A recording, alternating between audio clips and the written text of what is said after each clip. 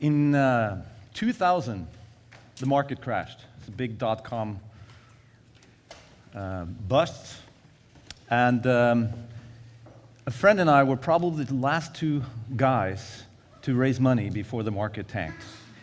So we had $5 million 3 weeks before the market crashed. And for the next 4 years, we fought for our lives trying to get the company to profitability, which we did, and has been quite successful. But what we realized it was an extreme turbulence when we started out. And in turbulence, you can't plan your way out of turbulence. You can't imitate others. You just have to be really present in what's going on. And for me, I came from IBM at that point. I became aware of the importance of conversations, interactions. Because in a startup, and increasingly in all kind of work, things are moving faster and faster. And we didn't know everything about technology development, so we hired a bunch of people who knew a lot more about what they were doing than we did.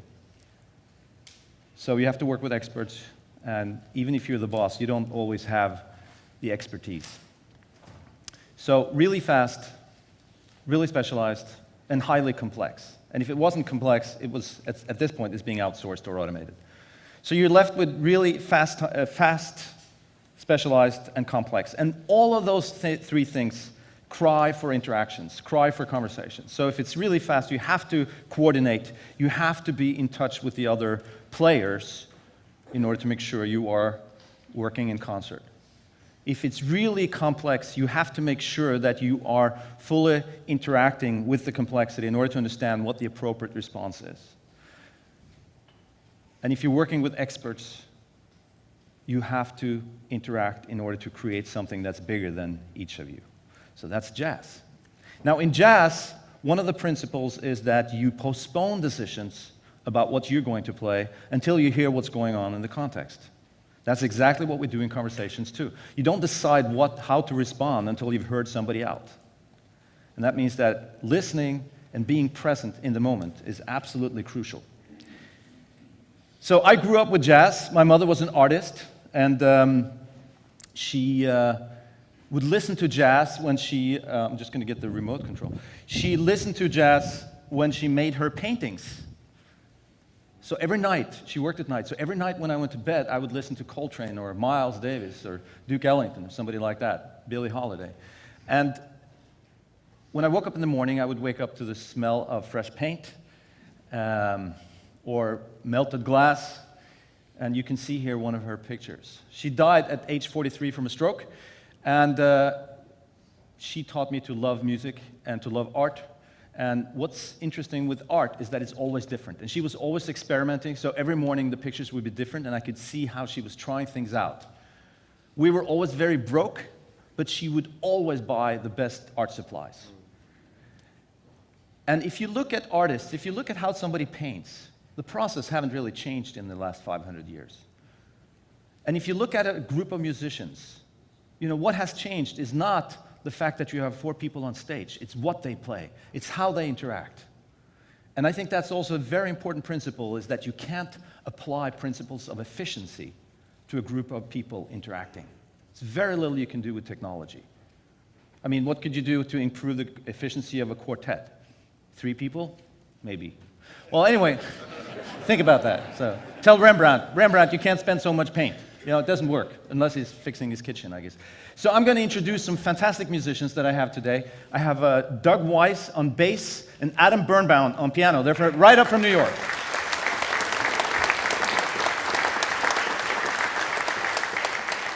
And we have never played together before, except on this sound check for about 10 minutes. So we'll see what happens.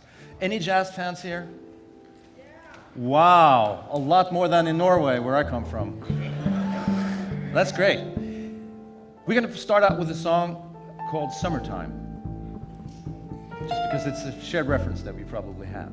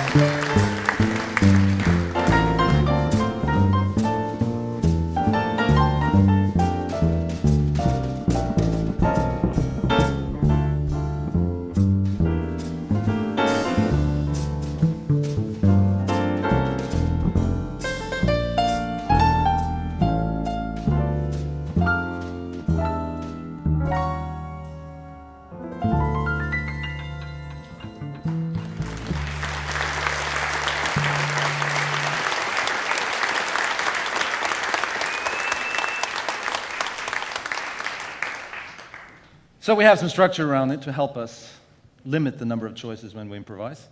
And that's what a song is, in a sense. And once you count off, even if I'm the leader, I'm out of control.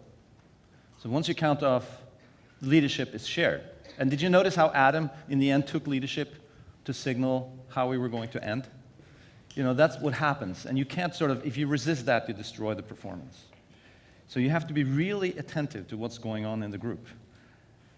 And in order to create that kind of a connection, in order to create that kind of interaction quality, because that's really how you measure musicians, and that's how you measure any conversation, is on the interaction quality and how quickly you can get to that point. So how do you get to that point? How do you create that kind of presence that quickly? I mean, you know, these guys had 15 seconds to get on stage, and immediately they're in that moment. And there are a couple of barriers that we can overcome, and and a lot of it has to do with worrying. So a lot of people worry, and that prevents them from being present. And also, sometimes you're not really motivated. You'd rather be on your phone, or there's an option that's more valuable at the time. So how do you create that kind of presence? And I think one of the things you can do is because you worry about your own performance. How do I perform? And I think one way you can really increase that is through simplification.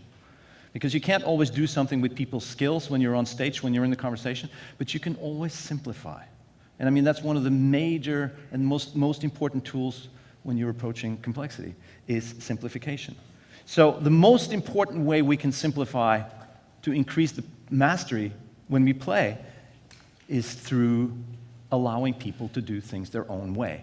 Once you count off, you're out of control. You can't tell people how to do things because the interaction is going to suffer. So we can simplify by letting people do things their own way. We can simplify by playing less. And in fact, if you listen more, you'll play less. So those things work hand in hand.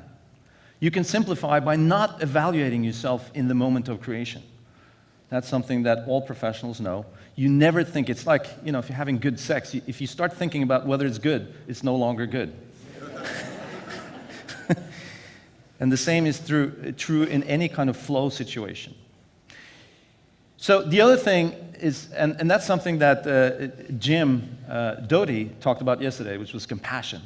And I think not only do we worry about our own performance, we also worry if people like us and if we're okay. And I think all great artists realize that you can be at your best if you are completely yourself. And I think the way to be yourself is to be compassionate. And I think that's a trait that all great musicians share. And I remember once being in a master class at New England Conservatory when I was a freshman, and a very famous sax player had a master class. And I was up on stage, and he started to yell at me. And my presence was completely gone, and I just felt devastated. I was unable to hear anything. And I think the great musician, and he was a great musician, and the advice he gave me was actually quite good, which was, he said, if somebody tells you to try red shoes, try red shoes. So it's not a bad suggestion, but it was just the way he said it. And I think great musicians, like the people we have on stage today, they show this compassion, which creates this reciprocity, and it makes you feel better. It makes you feel like you can do anything. And I think that's one of the things that really good musicians do, and really good interactors do, is they give you this confidence that you can do more than you realized.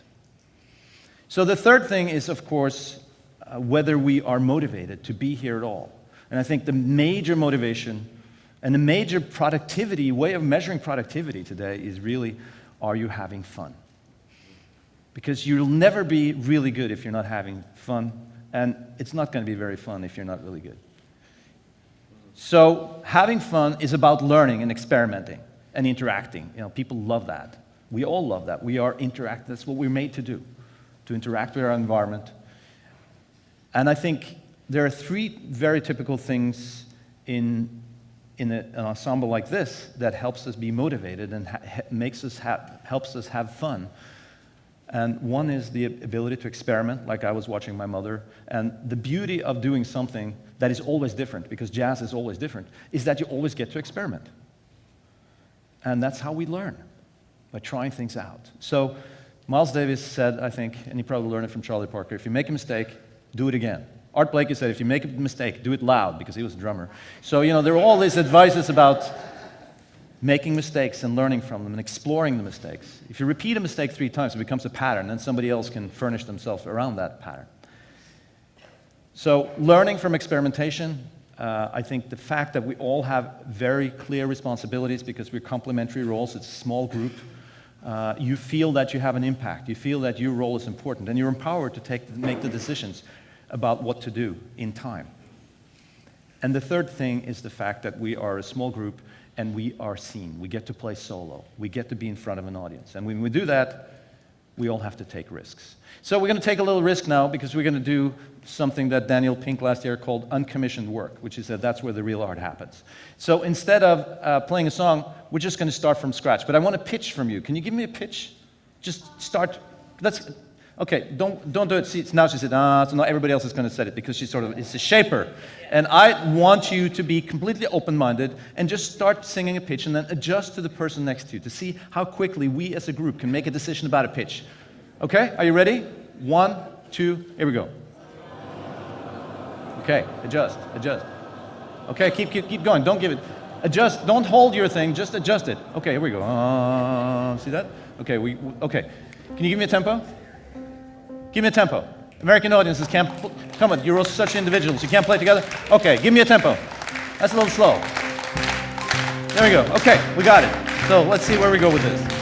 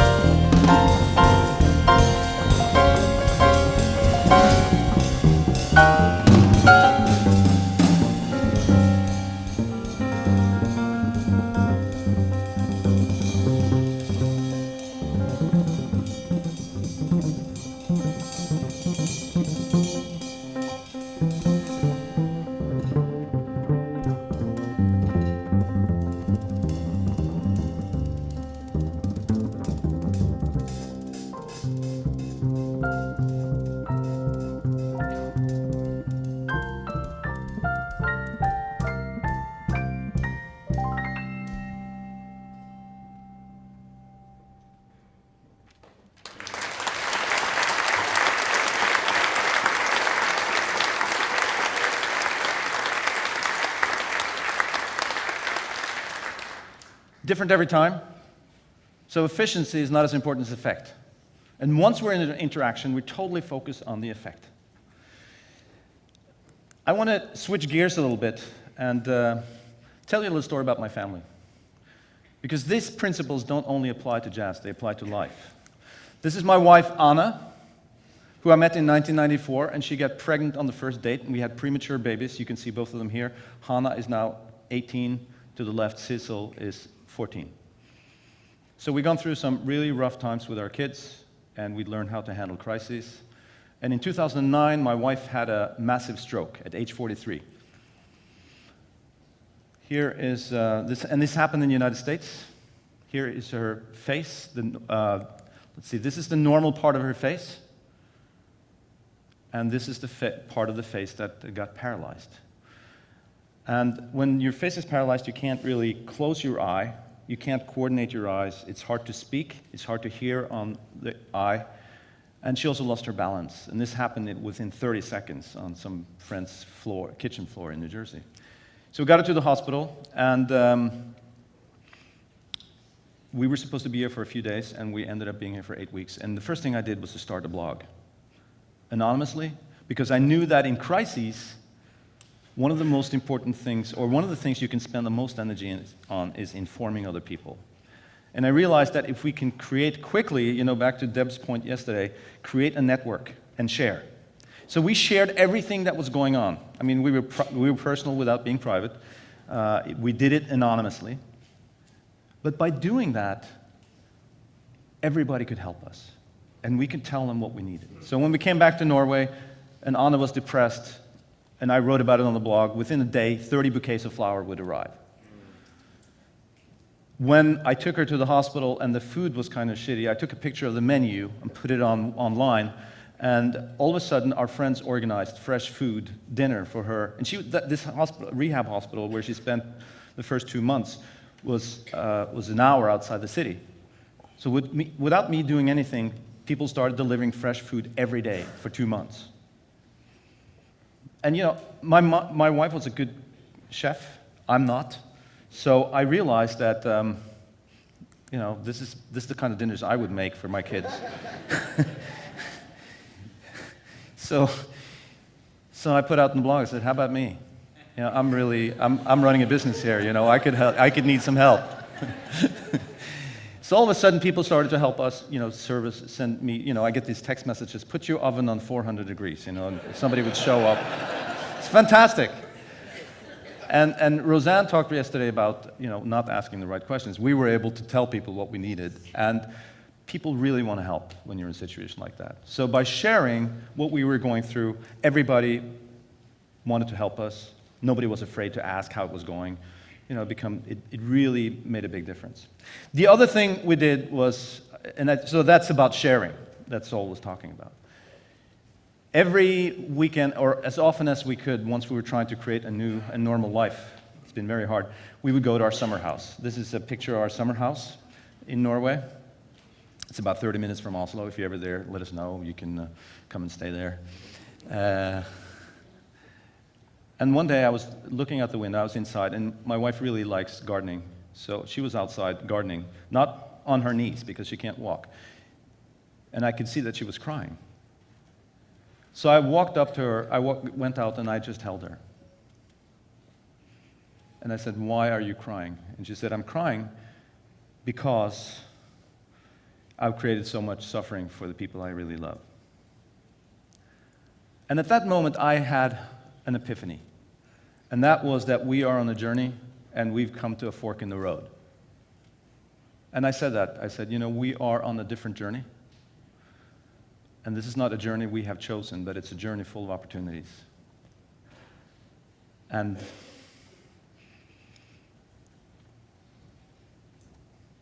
it's a choice we have.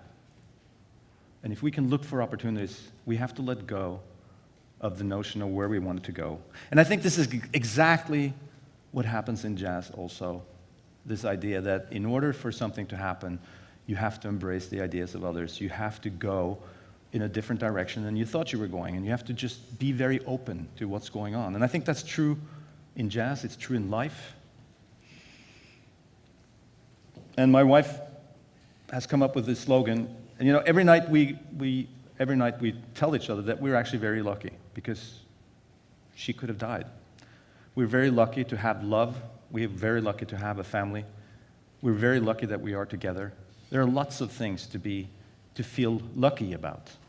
My wife wrote a book, and there was a slogan in that book, and that was, "Control is for beginners." And I think that's a great slogan, because once you go live, once you're born, or once you count off a song, whenever other people and complexities involved, you are not in control. But you can be in command, or not even in command, that's only in the Marines, but you can influence your life. You can influence the music. And that's what's so beautiful. And that's where we are now. So thank you very much for listening to us. Doug Weiss on bass, Adam Birnbaum on piano. Thank you. Thank you. Thank you.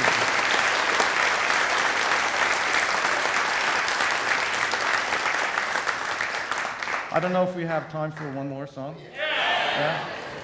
Okay, so could we do It Could Happen to You? Okay, let's do it.